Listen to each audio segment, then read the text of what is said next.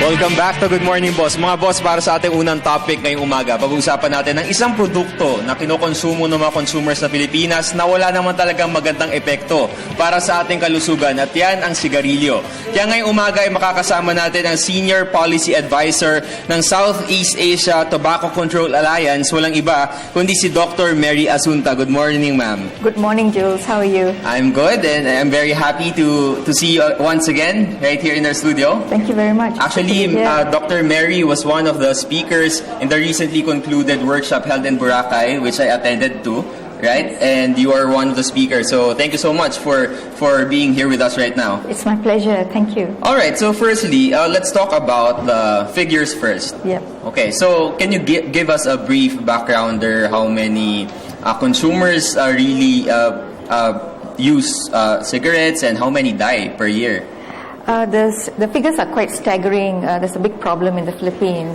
You have something like 17 million smokers. Mm-hmm. But when you break that down, about 48% of the adult male population, that is almost half of adult males are smokers, mm-hmm. and about approximately 9% of women are smokers. So when you add that up, it's about 17 million smokers in the Philippines today. And what all of that does is that because it takes quite a while for the disease to set in, yes. However, the deaths are quite staggering. Approximately about 240 people die from tobacco-related diseases here in the Philippines every day. Every day? Every day, 240 deaths. And that works out to about 10 deaths every hour in the Philippines. All right, and maybe per second, that will maybe sum up to around 6 to something people, right? Yeah, it's about one death every 6 minutes, I think. And those are that's a really staggering status right now. Yes. So as of now, what are the efforts that the Philippines are actually doing so this number would really go down? Yeah, the Philippines government has really started on the right track to put in place measures to protect public health, particularly the poor and children are most vulnerable.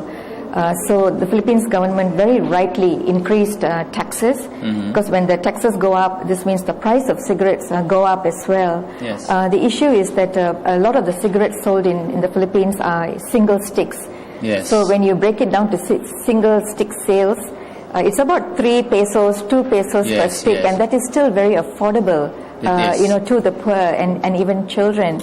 The other thing that the Philippines government has done correctly, and that is to approve the application of pictorial warnings or graphic warnings on a cigarette pack, and that's really the right move in the right direction, because with gory pictures on the pack, it will discourage smokers, from smoking, and particularly children from wanting to start smoking.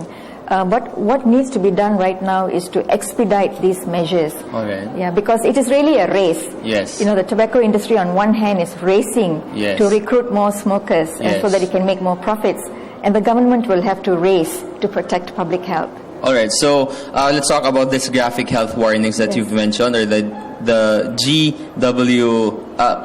GHWs. All right. Correct. So the Philippines has already started their efforts for this one, but as you can see, not all cigarette boxes or packs already have those pictures. So when do you think will this be implemented in all products here in the Philippines? Well, the legislation has been passed, and right now the Department of Health is putting in place the implementing measures. It's in the preparatory stage at the moment.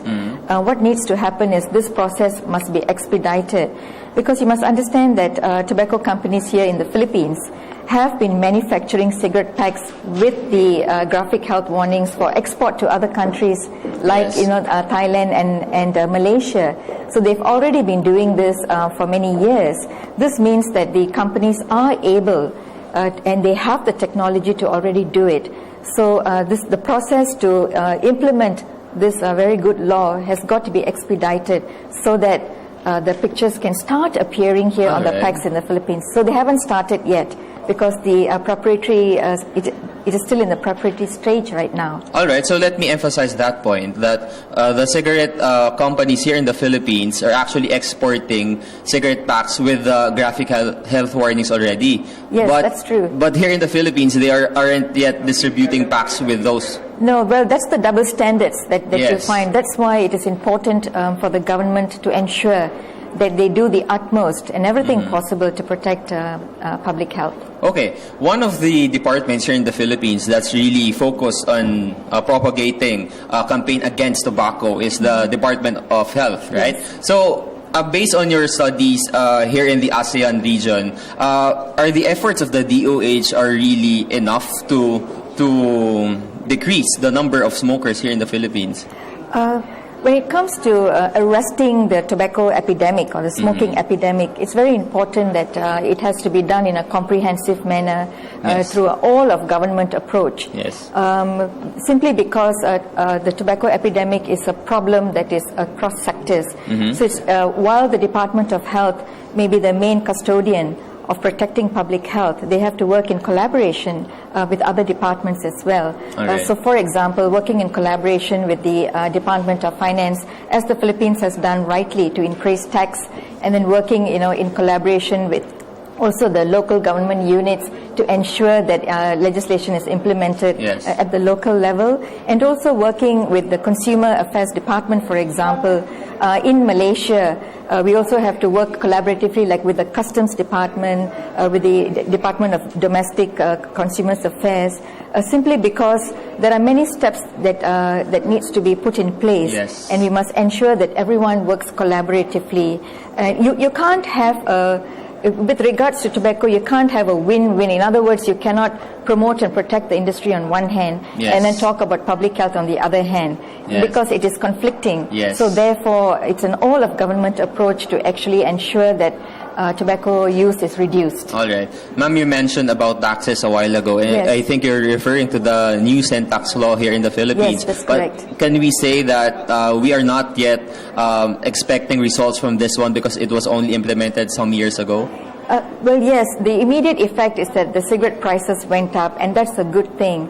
So the And I next think there are step- phases that it will Yes, still that's go right. up. Yes, correct. Because I think you have to look at whether cigarettes are still affordable here in the Philippines. Yes. And so, for example, when I look at the signs that have been put up in the sari shops, they're still advertising. Yes, and yes. I find there are advertisements for 3 pesos a stick. Yes.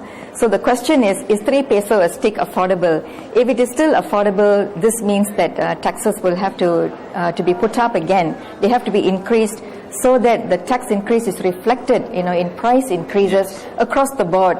Usually what happens is, when taxes go up, tobacco companies might actually just increase price of premium brands. Yes. Then you find smokers will go to the cheaper brands. So the Alright. price has got to increase across the board. Okay, so now as we end this interesting interview, the ASEAN integration already started, Yes. and now the economic integration is on its way. So how do you think this integration will actually affect the tobacco industry in the ASEAN region?